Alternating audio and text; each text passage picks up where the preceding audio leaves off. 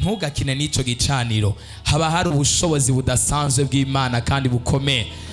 Iyo bandi wewe nari kuvuga ngo Mana ndagushimiye ko ndo mu repentance. I just thank you yuko ndo mu repentance.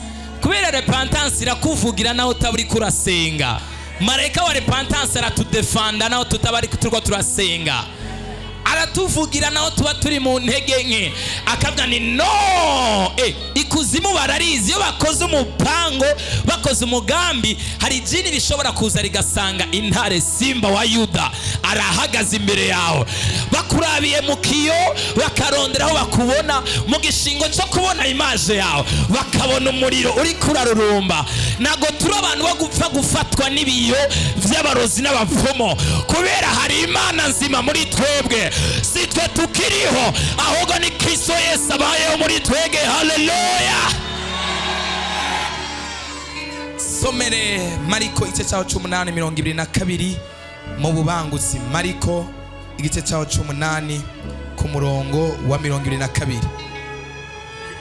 Ibuke ndabona abantu mugabo mbona basa nk'ibiti bigendagenda. Yongera kurambika ibiganza ku maso yayo. Yongera for the second time arongera amurambika ko amaso ku maso ya donc ibiganza ku maso yiwe. Iritegereza irakira.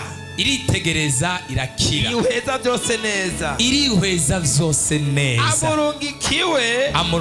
Ntuje no muri imihana. Ntuje muri imihana muri aka gace, genda muhira direct. Nababwiye mwibuka amajambo ngaha. Ijya mbere nabuzirihe icubona amubaza icabona. Ijya kabiri ndabona abantu ariko bameze nk'ibiti bigenda.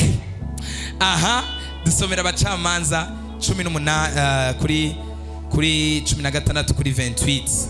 Turasoma mu izina rya Yesu Kristo. Abacamanza 16 umurongo wa 28. Ego. Maze Samusoni atakambira Uhoraho. Samson atakambira Uhoraho. Ati ewe mwamuhoraho. Ego. Ndakwinginze nyibuka. Umese inkomezi iri rimwe gusa. Iri rimwe ijya kabiri. Mana nsubirize Abafilisitiya mu nkoko. Subiriza Abafilisitiya mu nkoko. Kore amaso yanje yombi. Dukomere Imana amashi menshi mu vyagire. Mana ndagushimiye kubw'ijambo ryawe ryiza. Ndaguhamagaye muri kino kirere. Ndahejeje, ndashize kwihereza ubushobozi bwose bwo mwijima bwoganza kino kirere. Ndingize onction yawe n'amavuta ya mpwemu yera biganze muri kino kirere. Ndasabye amavuta yisumba vyose, imwemu y'Imana ibe hano hantu. Abadayimoni n'abapfumu n'abarozi n'abakonikoni ntihagire numwe aronka access muri kino kibanza. Umutima w'umuntu wese wumve kandi utahure. Ndasabye kwezwa no gutungana ku muntu wese yaje hano mu izina rya Yesu. Amen. Imana dufashe cyane gose. Mwijoro nariko ndasenga, naho narindushe cyane gose. Narindushe cyane mfise umuruho mwinshi, numva umubiri uremerewe, nkumva no gukanura bisaba ko niforsa kugira ngo nshobore kugurura amaso, kubera nari numva umubiri wose urushe, amaso aremerewe n'itiro, bikansaba kuyugurura kugira ngo ndayaforce. Ndavuga ni naho numva itiro, ndasenga mu izina rya Yesu. Ndiko ndasenga, Imana iravugana nanje. Niho iri jambo ryigeze riza. For sure ntago nigeze nja kwicara ngo ndondere amajambo ibyo nza kwigisha no gutegura n'integuro n'ibindi. No, I didn't. Ariko numva Imana ivuganye nanje rino jambo.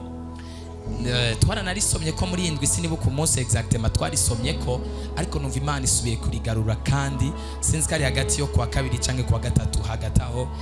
Hanyuma ndaja kurisoma. Imana mpagarara kuri rino jambo ryo ngaha hepfo rivuga riti, aramubaza ngo ubona iki. Ndagomba kubaza umuntu ngaha icyo abona. What do you see?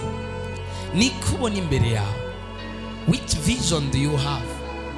Niye vision ubona imbere yawe kuva aho umaze kugendanira n'Imana? Ni kubona imbere yawe. Birashoka kubona ingwara imbere yawe for this time. Birashoka kubona ubukene imbere yawe. Birashoka kubona marira imbere yawe. birashoboka kubona itankiro imbere yawe, birashoboka kubona inzara imbere yawe, birashoboka kubona ingorane imbere yawe, birashoboka kubona umuruho, birashoboka kubona n'imhemu y'urupfu. Ufise ubwoba cyane bwo gutakaza no kubura uwawe mu buzima bwawe. Hari imhemu y'urupfu zigenderera ubuzima bw'umuntu, umuntu akaguma yumva umenga hari atmosphere y'urupfu itameze neza. Hari igihe umuntu ashobora kubona imhemu runaka idatunganye imbere y'ubuzima bwiwe. What do you see? Ubona iki imbere yawe? Aramubwira ngo ndabona abantu, ariko mbona ibimeze nk'ibiti bigendagenda. Uyu muntu nimba ibi biti atari yarigeze gukanura ngo abibone, birashoboka ko ashobora kuba yarakoze ku giti bakamubwira ngo iki ni giti, ariko nta kuntu bari kumubwira ngo, yari kuvuga ngo ndabona ibimeze nk'ibiti bigendagenda. Kimwe ashobora kuba yarigeze kubibona hanyuma agahuma, cyangwa akaba atari bwigera bibona bakamubwira ko ari ibiti bivanye n'uko yabikozeko. Yesu yamukoze ku bwa mbere arahumuka, ariko ntiyahumuka neza. Arongera aramubaza, amaze kumukorako aramubaza ngo ubona iki? Aravuga ngo ndabona kubona wakoze kunkora kijyambere, ariko nawe wankoze kijyambere ndagushimiye, kubera ndabona agacu ko gushobora kuza gukanura neza. Hari abantu bamaze iminsi babona agacu imbere y'ubuzima bwabo, ariko Imana igiye kubakora ku maso yabo ubugira bwa kabiri mu izina rya Yesu. Imana yambwiye ngo hari abantu nahaye inkomezi, ariko ngomba kongera inkomezi. Ntago muri ngaha, Mana mbabarira bano bantu bahereze kwizera. Imana yambwiye ngo hari abo yigeze kuzura, ariko igomba kongera kubazura. Kandi hari abo yahezagiye, ariko umuhezagire wabona utagira fondation. Umuhezagire wabo aho kuba inyishu, ahubwo abo basize muri confusion, bavuga ngo ibintu byanje naho mbona umenga n'umugisha, ariko simbona ahantu bihagaze. Ntago mbona insiguro yabyo, ndabona ko ari umugisha Imana yuguriye mu buzima bwaje, ariko niyuheje neza ntago mbona what can I choose. Niyihe ngingo nofata? Simbona iyo bija niyo biva. Ukeneye gukorwa kijya kabiri, ukeneye second touch. Imana igomba gukora ku bantu ubugira kabiri. Hallelujah. Imana ishobora kuba yaraguhezagiye ikaguhereza urugo, akaba ariyo mugisha wa mbere, ariko ukeneye second touch. Ukeneye gukorwa kijya kabiri kugira ngo mu rugo rwawe rubemwe amahoro n'umunezero. Imana ishobora kuba yaraguhezagiye ikaguhereza business, umaze gutangura business ukabona ntihagaze neza. Ukeneye gukorwa kijya kabiri kugira ngo business yawe itungane. Imana yaraguhaye ubwenge uriga uraheza, umaze kwiga ugaheza, ukeneye gukorwa kijya kabiri kugira ngo ubuzima bwawe ntibugume mu madiplome gusa, ariko ibyo wigiye uronka akazi kandi ukore. Abize Imana bane haleluya. Bwira mwenza ngo second touch,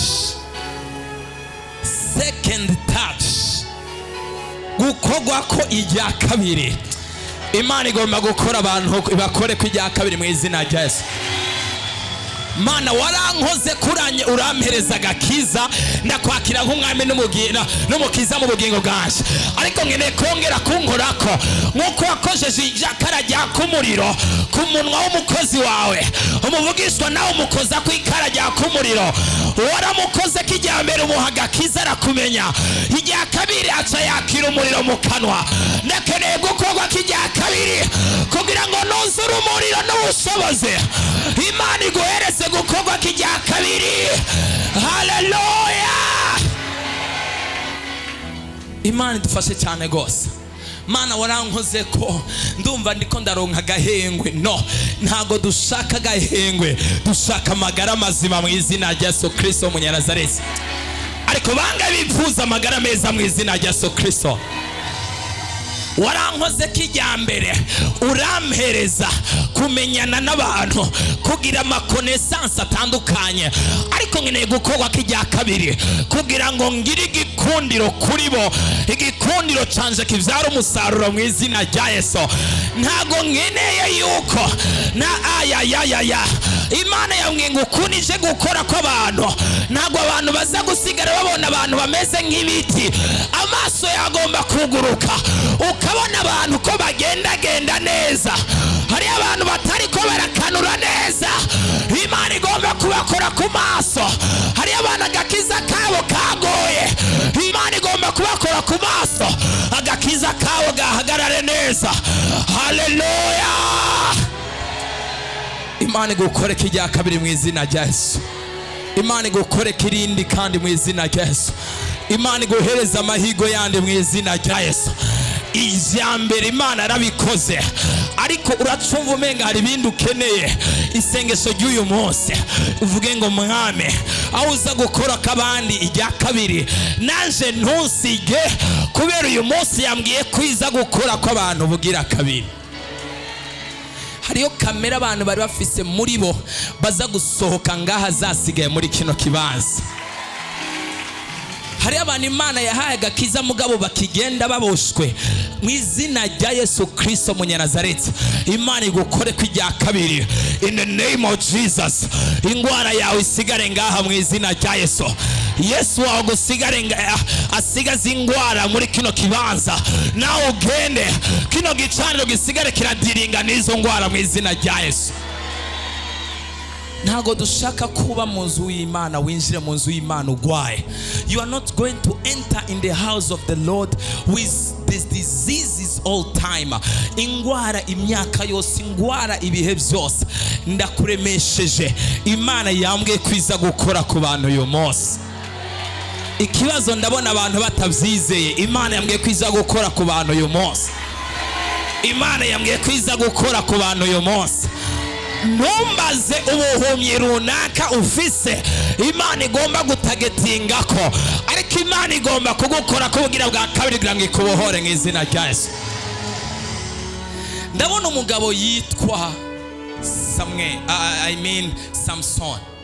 Samson. Imana yamuhaye ubushobozi n'imbaraga, arakorera Imana muri ico gihe ivyo Imana byose yamubwira.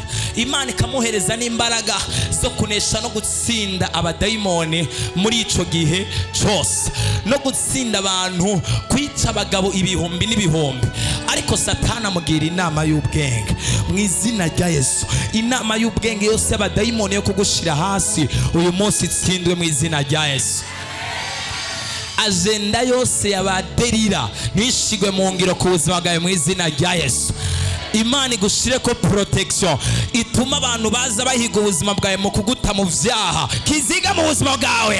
Hano hanze hari intumwa z'abadayimoni ziza zambaye amashusho y'intama, ariko mitima ari amabingira y'inkazi. Ntiwigere umenya ko ari intumwa z'abadayimoni ku buzima bwawe. Uyu ni tantine ntiyongirira nabi, uyu ni tonto ntiyongirira nabi, uyu twarakuranye ntiyongirira nabi, uyu n'umugenzi ntiyongirira nabi. Oya, ntago ndiko ndabateranya canke ndababwira ko abantu ari babi, ariko ndiko ndashaka kukubarira ngo hari intumwa z'abadayimoni ziteguye kudepansa ibishoboka byose kugira ngo usigwe hasi. Ariko Imana yo mwijuru iyo agenda, iyo kalendriye, iyo matariki n'urutonde rw'abadayimoni ko gushyira ubuzima bwawe hasi, in the name of Jesus, ipomoke kwa jina la Yesu. Agakiza kawe kabandanya mu izina rya Yesu. Amavuta yawe yiyongere mu izina rya Yesu. Ministeri yawe yiyongere mu izina rya Yesu. Umuryango wawe ugwire mu izina rya Yesu. Agakiza kawe kabe develope mu izina rya Yesu. Mwemu w'Imana agwire mu izina rya Yesu. Ariko ndiko ndabona ikirere cyuguruka, ndiko ndabona abamarayika bamanura ingabo z'Imana muri kino kibanza, ndiko ndabona abantu bakogwako. Mana, mbabarira abantu babitahure, mbabarira abantu bavyumve.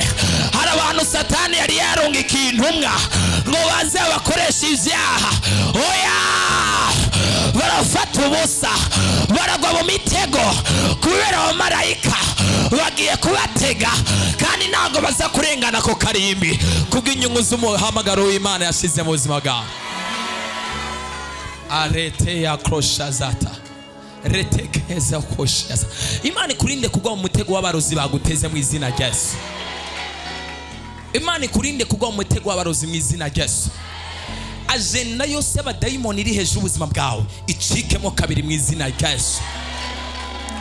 Abadayimoni bateguye amatariki runaka kukuriza n'ibindi, in the mighty name of Jesus, as a prophet of God, as his servant, ndahagaze hejuru ya agenda yose y'abadayimoni icika intege, idende bukigwe, iburi imbaraga, ibure controle, iburi inkomezi, iburi ubushobozi, iburi igihagararo mu izina rya Yesu.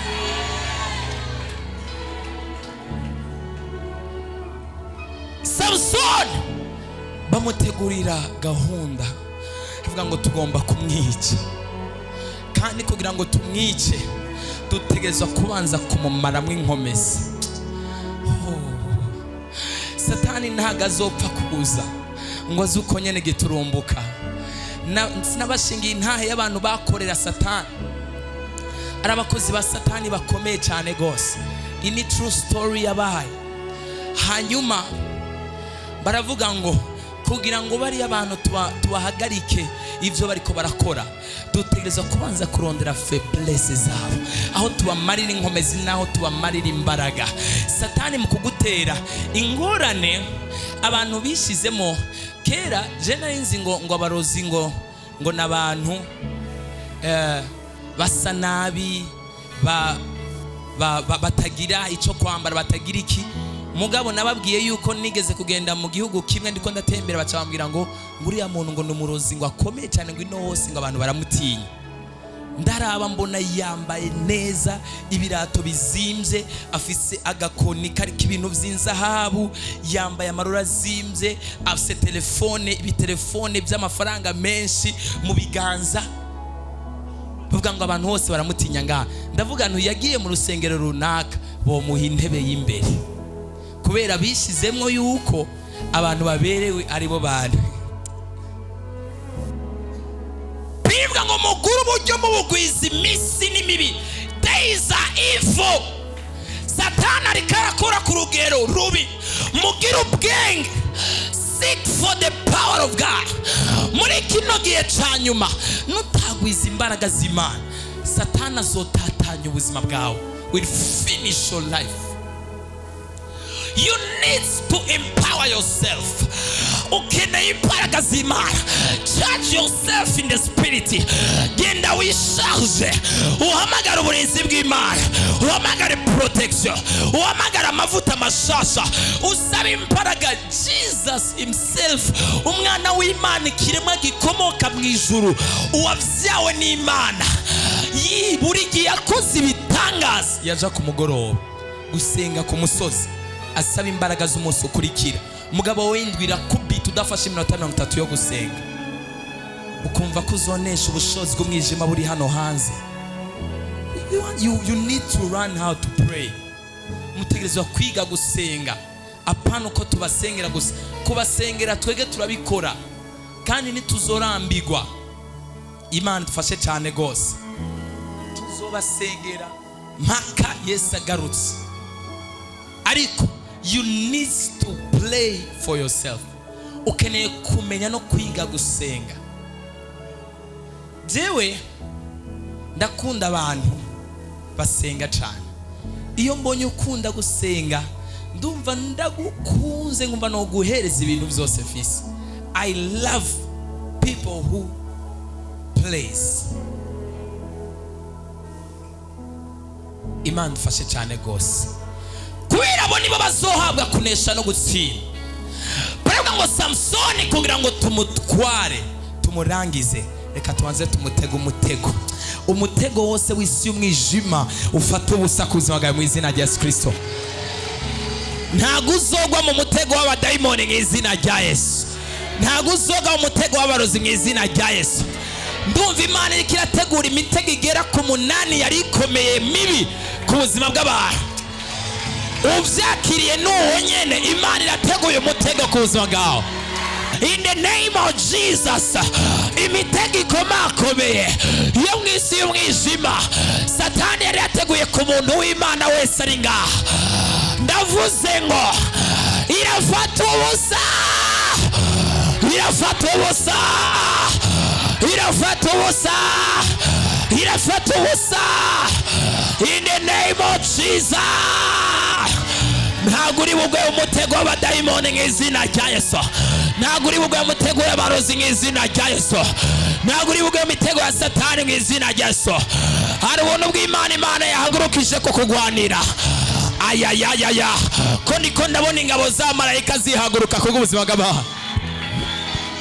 Ko niko ndabona ingabo za marayika zizana ibintu bimeze nk'amakado ku buzima bw'abantu.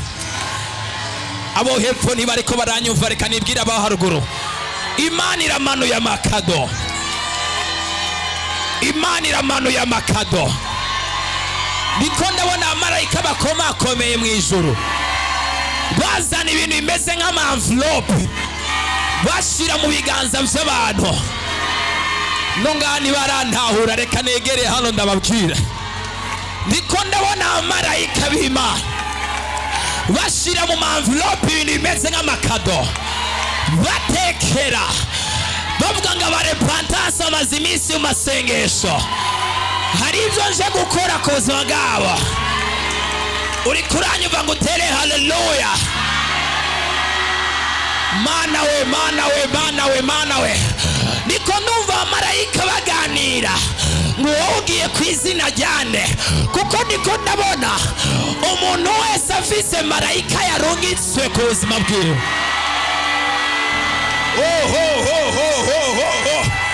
My God, this is prophetic. Niko ndabona umuntu wese bamuhaye marayika wiwe. Ayayayayayayaya. Niko ndabona marayika umwe afise izina. Niko ndabona mu ijuru Imana ihamagara umugabisho n'ingabo, ahamagara abandi bose agaba, abwira ngo mwabagwanye mwe mugende mugwanye. Anebasata, Mana urakoze mwihemu yera, ariko ndashobora kuvuga ibintu Imana iri kirambare. Umva, Imana ntagira ikiranyereka uyu munsi gusa, ariko ndiko ndabona Imana ihagurutsa amarayika yabwira ngo ndabahaye ubushobozi bwo kugenda mu bihe. Subira mu myaka ya kera, subira mu myaka ya kera, aho byatanguriye, aho umuvumo wawe wahereye, aho abarozi bakuboheye, aho utigeze uba. Imana niko ndabona itegura amarayika kugira ngo ibarungikeyo. Aho bakuboheye ntago wigeze uhaba. Amasezerano mama yakoze, amasezerano sokuru yakoze, ntago wari muri iriya nama mu guterekera, ntago wari uriya muri iriya komite mu gutanga ibimazi, ntago wari muri iriya komite, ariko mbonye marayika asubirayo. Niko ndabona amanuka nk'imiravyo. Mana we, Mana we, Mana we, mbabarira ukore ku maso y'aba bantu uyu munsi. Hari ibitangaza n'ibimenyetso Imana igomba gukora. Imana nizotangura kwiyerekana ejo, iratangura kwiyerekana uyu munsi nye. Humura, wowe ufise ubwoba bw'urupfu, Imana ikuye imihemu y'urupfu, ntago gipfuye. Hari abantu batezwe kwama bagwaragurika, bagwaragurika, bagwaragurika. Ubuzima bwabo baramaze no kurambirana mu miryango kubera abantu bose babazi kwingwara. In the name of Jesus, niwo ugiye kuremesha abandi bagwaye, niwo ugiye gusengera abandi bagwaye, ugiye guhindurirwa amateka, bigiye gusigara ari ntahe. My God, my God, my God. Hare bradezata. Niko ndabona marayika kizingwara zo munda. hari abantu bafise ingwara mu mara, amara yabo yagize ikibazo. Imana ikirakiza ingwara zo muri generation, ingwara z'ama intestin. Oh man, I pray this that hari abantu bafise estoma, imishishito yabo yaramaze gukomereka kubera aside yo mu gishishito, igoma iseseka guhera uyu munsi. From today, Imana iragukijije estoma. Niko numva abantu Imana ikije estoma.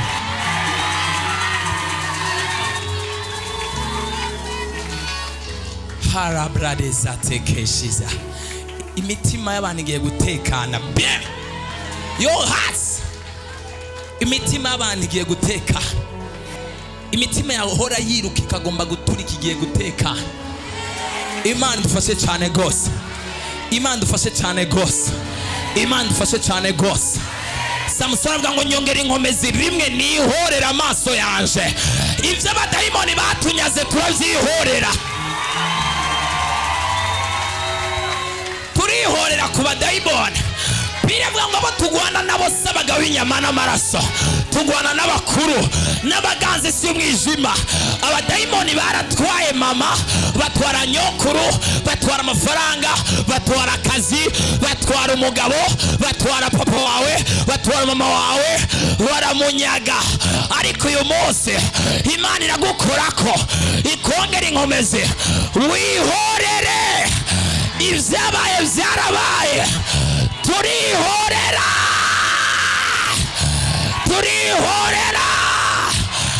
abazogukomokako ntago bazobandanya kuba victime y'abavyeyi batigeze bagira ubwenge ngo bakunda imiryango yabo, bakabatanga ku bigirwamana, bakabatanga kuri za bayari, bakabatanga ku barozi, bakabatanga ku bapfumu.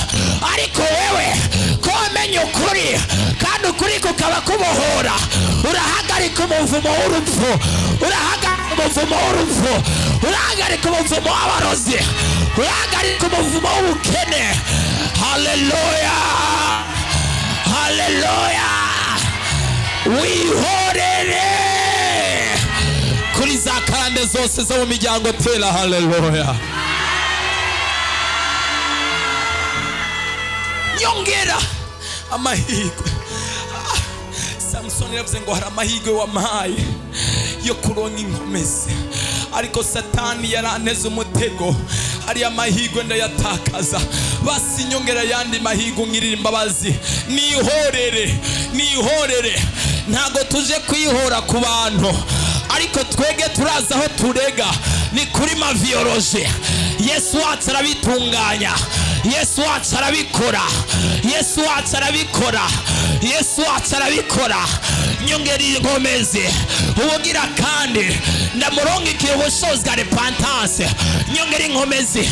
Satani yanteje ivyaha, Satani yanshize mu ntege nke, Satani yaramaze umuryango wanje. Turi mu muvumo, turaronka amafaranga ariko niturongorwa, turaronka amafaranga ariko nta mahoro dufise, turaronka amafaranga ariko turaboshwe kunuko. Nyongera amahirwe.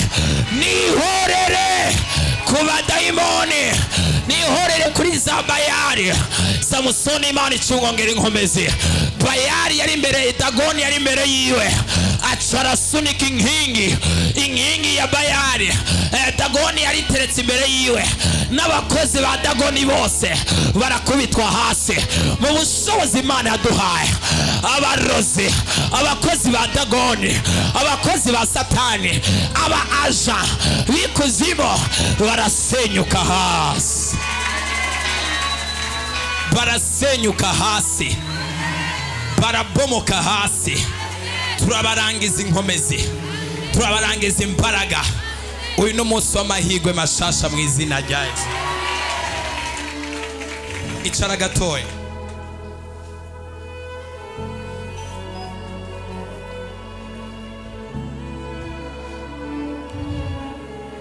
Dusomere abami ba mbere 19 kuva kuri 3 gushika kuri 8. turasoma mu izina rya Yesu Kristo. Abami ba mbere 19 kuva kuri 1 gushika kuri 3. Yes. Eliya ahunga Yezebeli. Eliya ahunga Yezebeli. Maze just imagine rindira gato. Eliya yahunze Yezebeli amaze kwica babahanuzi baba yayo. Bakubise. Baba ahandi umuriro wari wejeje kumanuka. Yatanze ikimazi umuriro uramanuka. Ariko Eliya ategwa n'impwemu y'ubwoba. Umunyenkomezi nyinshi, umuvugishwa n'Imana akomeye ategwa n'impwemu y'ubwoba. Ahunga umugore yitwa Yezebeli. Just imagine.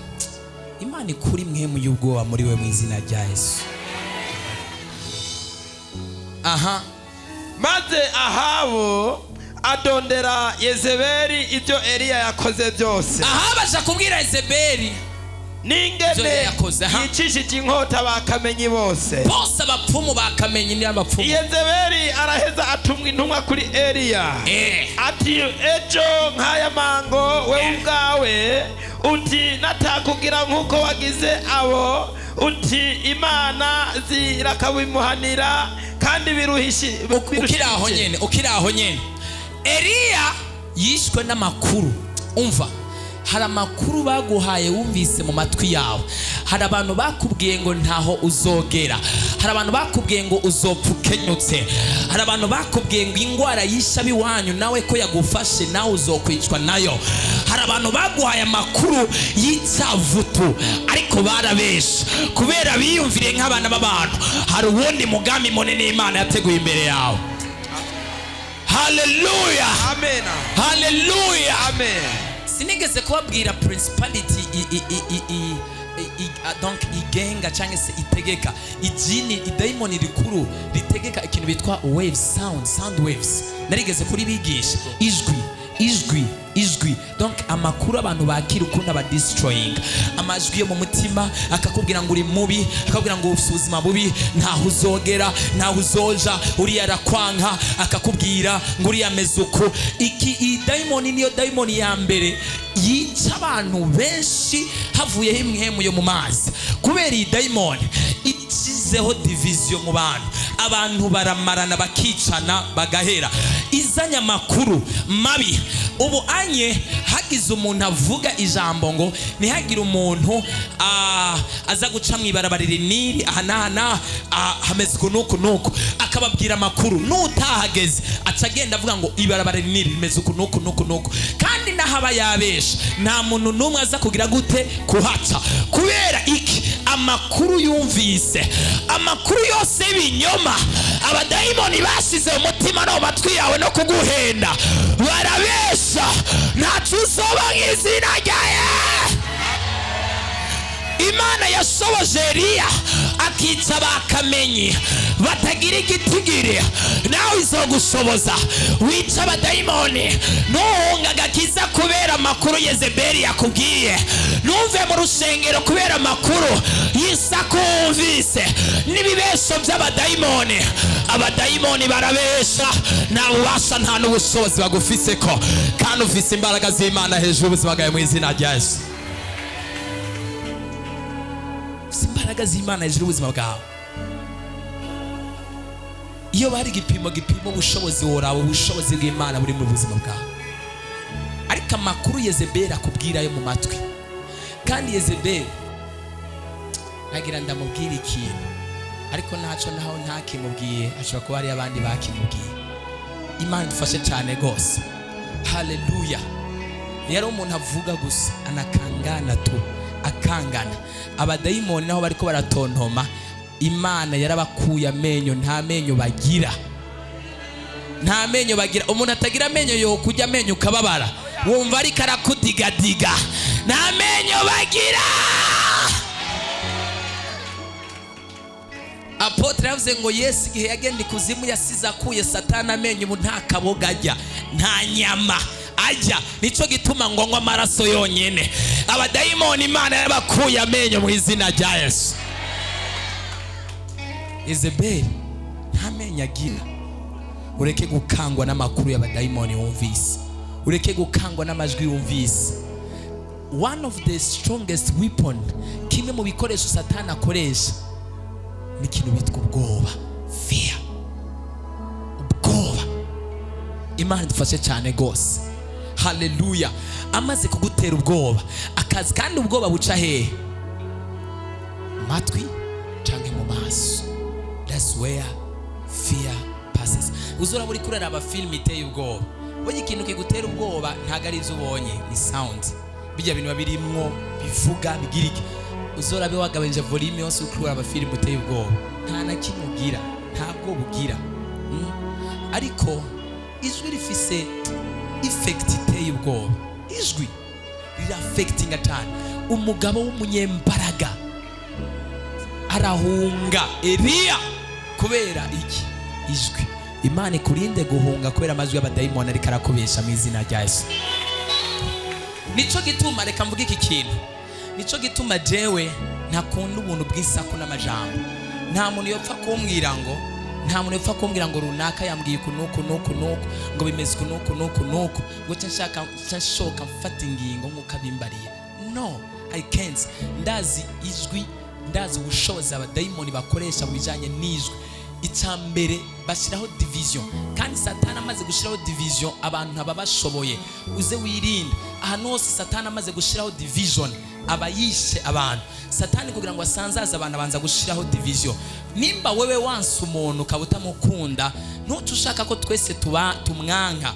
Nimba wodakunda umuntu, reka kumva ko abantu bose baca bamwanka. No, nimba wamwanse ntaga abandi bantu bose baza kumwanka. Ufise impamvu yawe ituma utamukunda, ariko iyo mpamvu yawe abandi ntayo bagira. Ushobora kuba watewe n'abazimu ukamwanga, ushobora kuba ufise ico mupfa ukamwanga.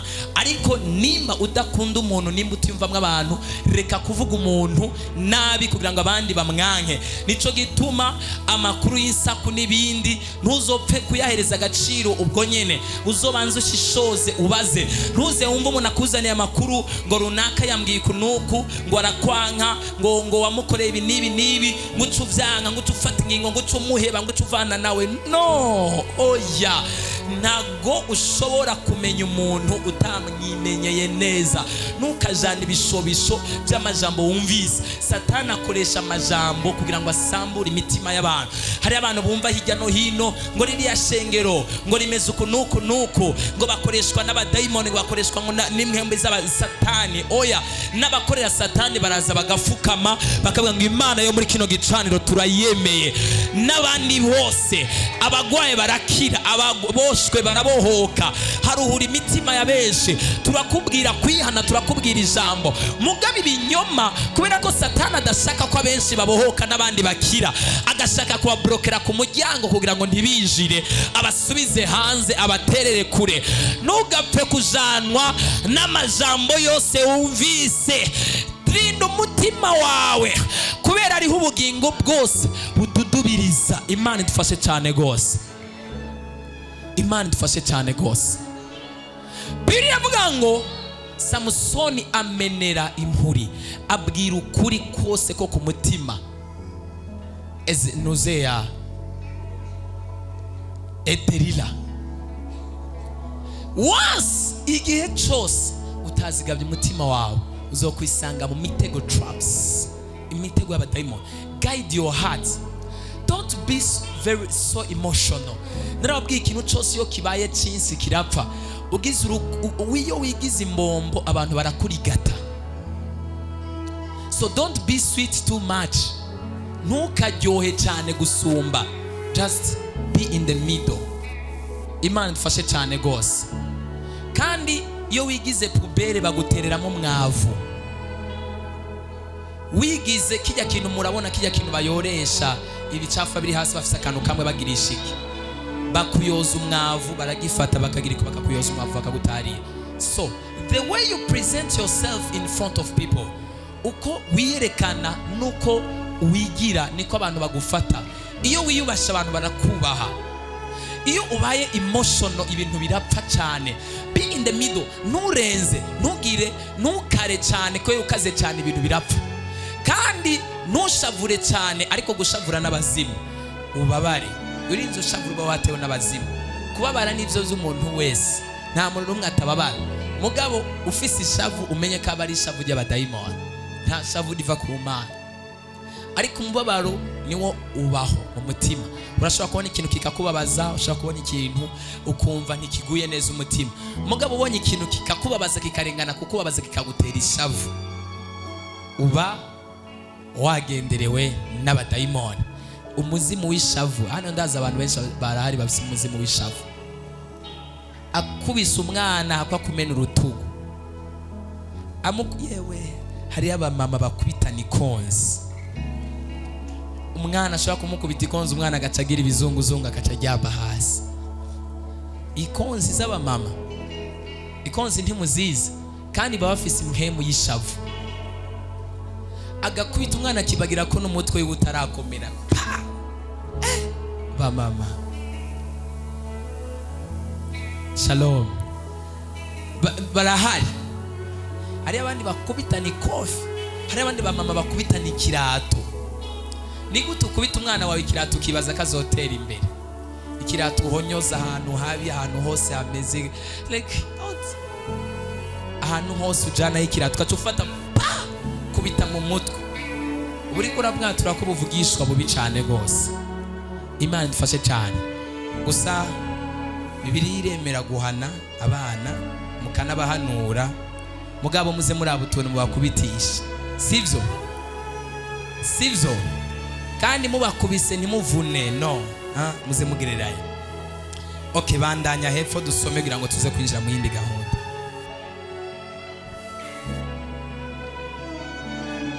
Bandanye aho twari tugeze kuri gatatu. Eliya aca ategwa n'ubwoba, akura hasi arahunga ngo akize amagara. Eliya carahunga. Umva, ntuhunge kubera ubujwi bw'abadayimoni buriko burakubesha ngo uheba gakiza. No, abadayimoni bari munsi y'ibirenge. Hari ubushobozi Imana yaduhaye. Hano ku isi baratsinzwe, n'ikuzimu baratsinzwe, no mu kirere baratsinzwe. Nta kibanza bagira. Ahantu hose nahi wacu twarahafashe mu izina rya Yesu. Aja i Berisheba hi Buyuda ahasiga umuntu wiwe. Kuri 4. Mugabo we agenda urugendo rw'umunsi umwe mu bugaragwa. Ihute ugeze ku 7. Araza yicara munsi y'igiti cy'umurotemo, yisabira gupfa. Ati ewe Uhoraho, ibyanje nibigarukire hano, ntabara unkureho, kuko ntaruta basogokuruza. Araheza yiryamira munsi y'icyo giti cy'umurotemu arasinzira. Maze umumarayika araza aramukoma, aramubarira ati byukujye. Akanu yabona umutsima ugeretse ku makara n'umukuza w'amazi biri haruguru y'umutwe wiwe. Nuko arabyabira, arajya, aranwa, arongera ariryamira. Umumarayika w'Uhoraho garuka ubugira kabiri, aramukoma, aramubarira ati byukujye, urugendo ntirukunanire kuko ari rurerure. Nuko arabyuka, arajya, aranywa. Izo ndya azigendana iminsi 40 n'amajoro 40 ashika i Horebu. Dukomere Imana amashyi menshi cyane gose. Aya majambo yanyishe inyuma yo gutanga ikimazi, inyuma yo guturira, yo gutanga ikimazi. Kubera ikimazi yatanze, umuriro ukamanuka akicana bakamenyi bose. Yarageze ahantu arategwa n'imwemu y'ubwoba, arahunga aja mu bugaragwa. Agera mu gihe giteye ubwoba cyo kumva umenga ubuzima buramurambiye. Agera kuri etape cyangwa se ku rugezo rwo kwisabira Imana ngo imwice. Avuga ngo Mana nyica mpfe, kubera ikindi ko ndasonza, kubera ikindi muri ibi bihe bibi nyica mpfe. Hari abantu bariko baricuza igituma babayeho. Mana, kubera iki watumye mbaho? Kubera iki ntapfuye nkivuka? Kubera iki basi ntaretse kuvuka? Kubera ibihe bibi bariko baracamwo? Kubera iki wemeye ko ibi nibi bishikira? Ariko kubera ikimazi yari yatanze, Imana imurungikira marayika. Kugira imazi watanze, Imana irungike marayika mu bugaragwa mu izina rya Yesu. Ariko abizera bari hehe batere haleluya. Imana yanyeretse yari abamarayika irungitse. Ayayayaya, urakoze mpemu yera. Kubera ibimazi batanze, Imana yatanguye kuvyumva bamwe na bamwe. Imana ikitanga kutsa marayika azanye ibisubizo, nkuko marayika yazaniye Eliya ibyo kurya ari mu bugaragwa. Haleluya! Yari yamaze kwisabira gupfa.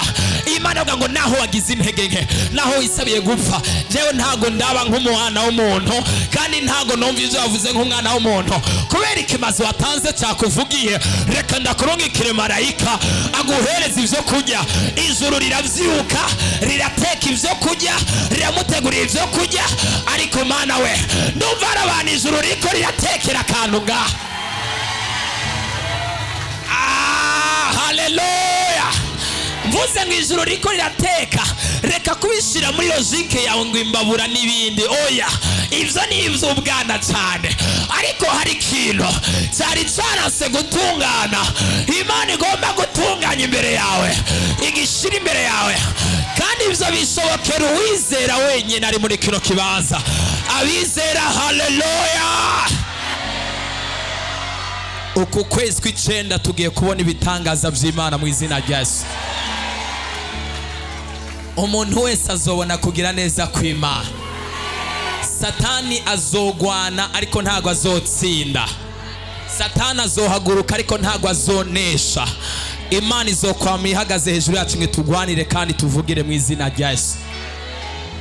Aramuvyura, aramubwira ngo vyuka ujye, kubera urugendo ni rurerure.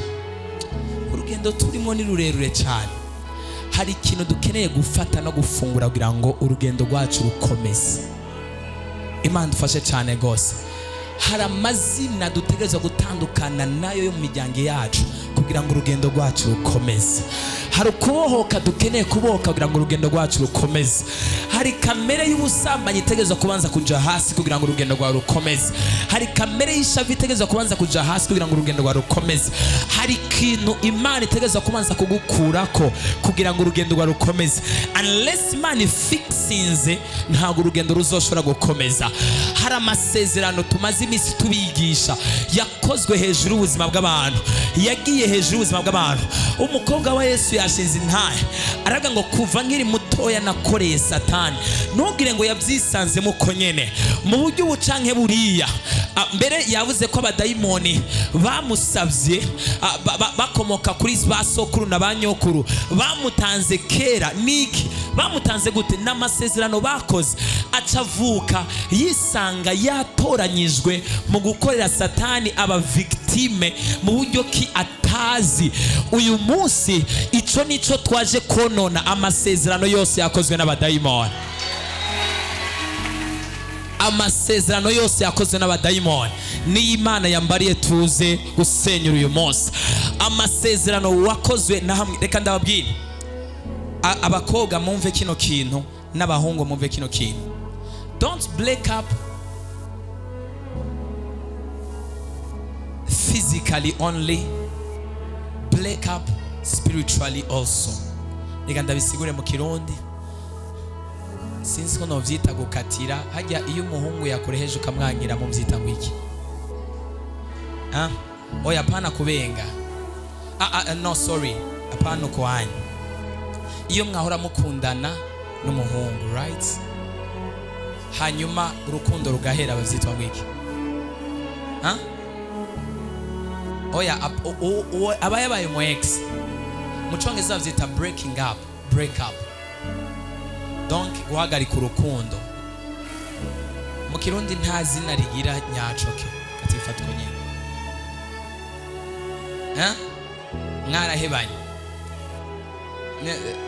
Mwarahebanye canke mwaravanye. Reka tukoreshe twaravanye. Break up, twaravanye, I think so. So ntukavane n'umuntu mu buryo bw'umubiri gusa, zuvana nayo no mu buryo bw'impemu. Nimba iyo uvuze ngo urukundo twaradukundana ruhagarare, hari amasezerano mwari mwarahanye yose yo gukundana, yo kwamana hafi, niwe mfise biriya byose muza muvuga murabizi, imbere n'inyuma nta wundi, just you. Donc all of those promises you make, kandi n'abagore bubatse n'abagabo bubatse niki mucumve ari amajambo yose mugenda muvuga. Iyo umunyenga w'urukundo wabaye mwinshi wumva uhagaze ku muriro, you are on fire, ukumva uwo mugabira Tanganyika ukamugabira n'isi yose, ni mwese mwimuka, isi yose ni gwawe.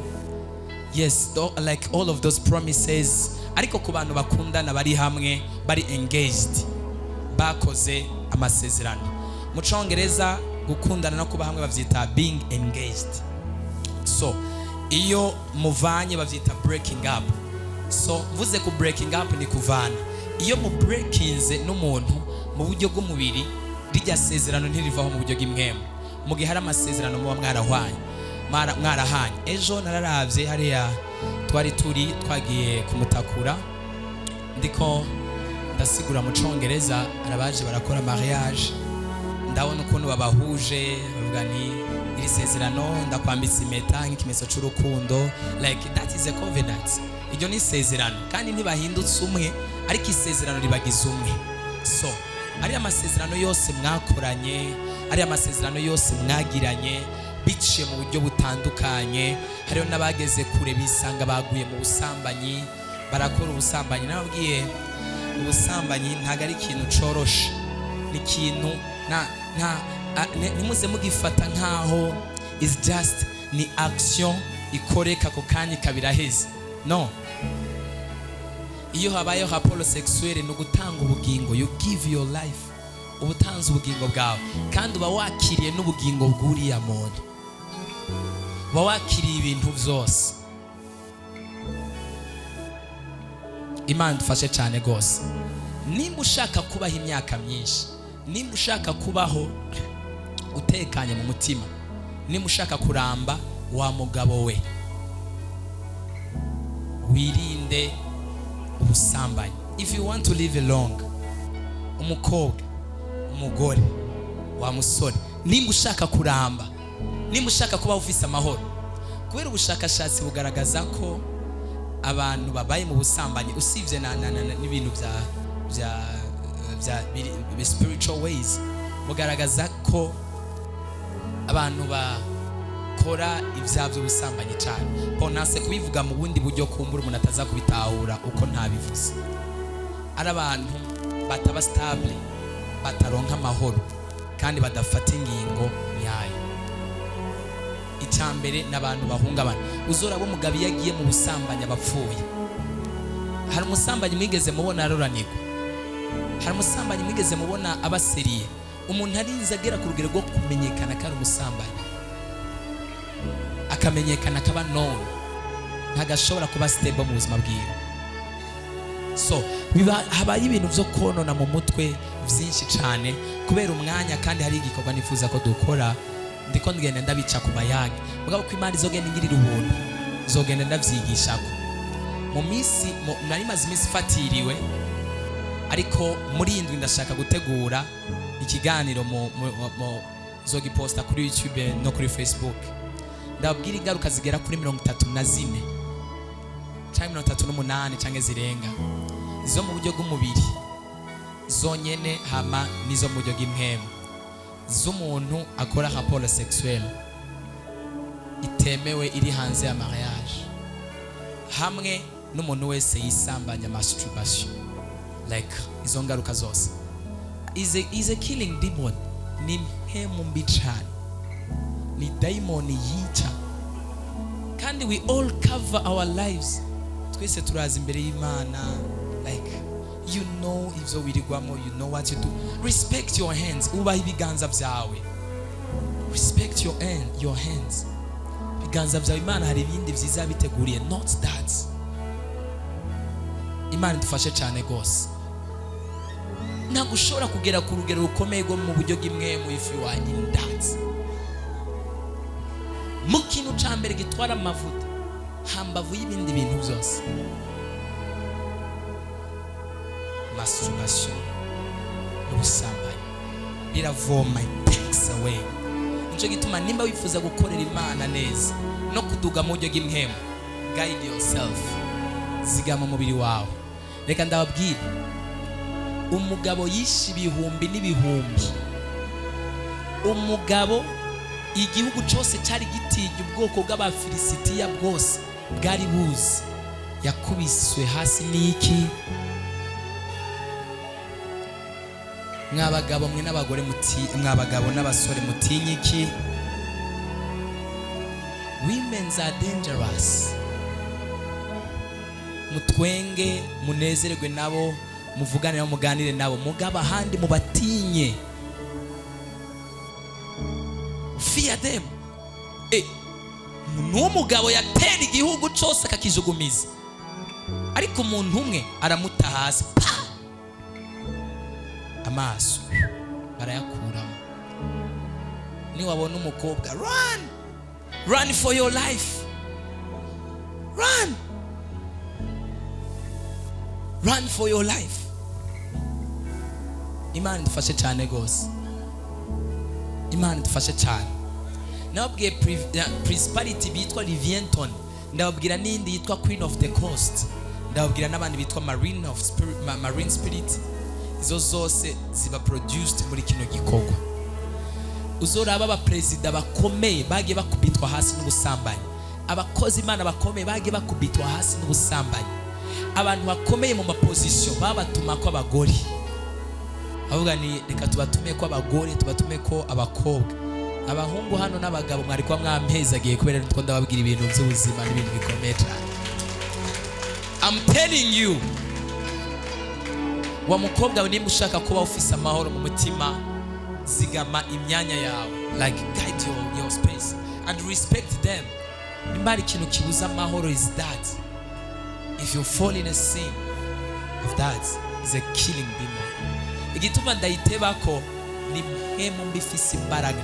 Abenshi baranduye imivumo, abenshi baranduye imizimu, abenshi baranduye ibintu. Well, I'm enjoying, okay, keep on enjoying. Ariko umunezero w'iminota 30 ushobora gusambura generation y'ubuzima bwawe bwose. Just finish your life. Ubuzima bwawe bwose bukarangira. Imana idufashe cyane gose. Hallelujah. Mbere yuko utinya kwandura sida, mbere yuko utinya gutwara inda, mbere yuko utinya kwandura indwara zose, kweri kudatinya kwandura impwemu z'abadayimoni ziciye muri kiriya gikorwa. There is a demonic act. Hari abantu Satani ahenda akababesha akababwira ngo agaca mu abahungu bakigwaza, nagwaye ngwino ndabe yugo ngwino ndabe. Umaze kuhagira acakira inguvu zica ziza. Kiriya gikorwa naho umuntu abamaze iminsi ari muri malaria anakifanya, naho abavuye muri serumu anakifanya, naho abafise umuriro fievre yamwishe asubira kuyumva hejeje. Ndakubwira ubushobozi n'inkomezi Satani akoresha kugira ngo yice ubuzima bw'abantu benshi cyane. So you have to honor and respect your life. So izo zose ndashaka ndavuge kubera abantu bumve amasezerano n'amacovenant yagiye akorwa ku buzima bwabo, hanyuma tuyasambure. Imana idufashe cyane gose. Hari amasezerano wakoranye n'abapfumu. Umupfumu yakubwiye ngo zana ikinaje ndaguhiki, amafaranga ntuzigera kuyabona mu biganza byawe. Afrika turaboshwe cyane gose, kandi Imana idutabare. Imana idufashe cyane gose, Imana idutabare. Hari amasezerano nakoranye n'abapfumu. Narababwiye iyo ukundanye n'umuhungu mugakundana, kujya umubwira ngo ninaguheba bizogenda uko, nitwavana bizogenda uko, cyangwa nawe agasezerana amasezerano nawe mukavana ntibikunde ko mubana. Iryo sezerano rirakurikirana ubuzima bwawe. Nawe uba warubatse, nimba aravuze ngo nintabana nawe sinze nigere ndonka amahoro mu rugo rwawe, ntuzigere uronka amahoro. Ushobora kuba hari amasezerano wasezeranye uri ku ishure, ubona agahungu murakundana, ushaka kukabwira amajambo, uyu munsi akubujije amahoro mu rugo.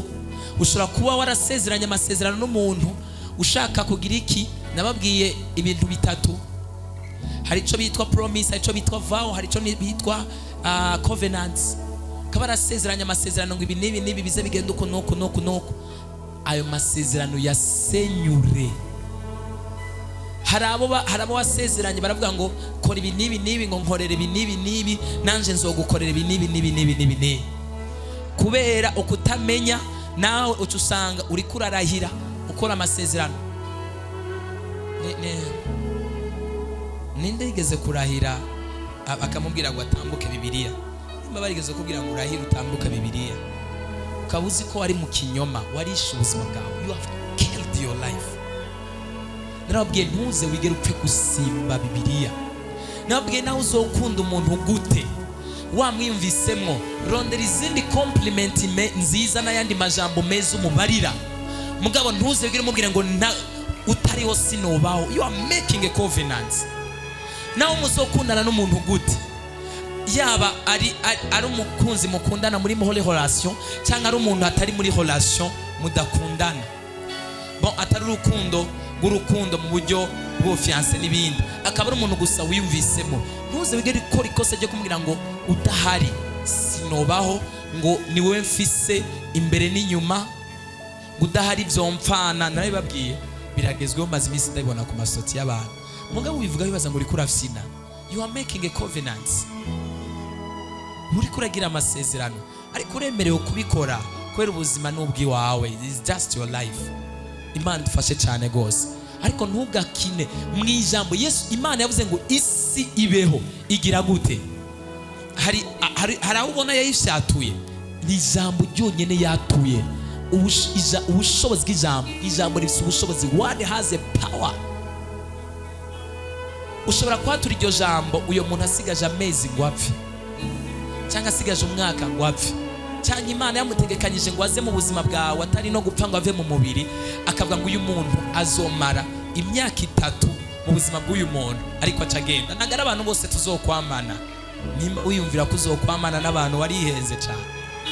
Abantu Imana igena igihe mu marana, it's just a moment.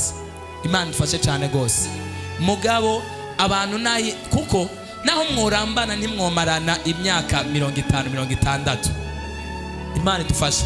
Bo mushora kutanatana ngo muhebane ukaja mu kindi gihugu kubera akazi cyangwa ibindi bikorwa, communication ntigume imeze kwa kundi yari imeze. Imana dufashe cyane. Mugabo amasezerano mwasezeranye ntapfa kuvaho. Isezerano ni isezerano. Imana yonyine irubaha isezerano. Yavuze ngo ndi nyuma y'ijambo ryanje ngo ndariherekereshe ibitangaza n'ibimenyetso. Imana dufashe cyane gose. Uyu munsi rero ashobora kuba amasezerano yasezeranye mu miryango iwanyu byo gutongera n'ibindi bakuraze n'ibindi bagushize ko n'amasezerano y'ibwayo wasezeranye biciye mu kutamenya, nayo wasezeranye n'abapfumu, nayo wasezeranye n'abarozi. Iki gikorwa nico tugiye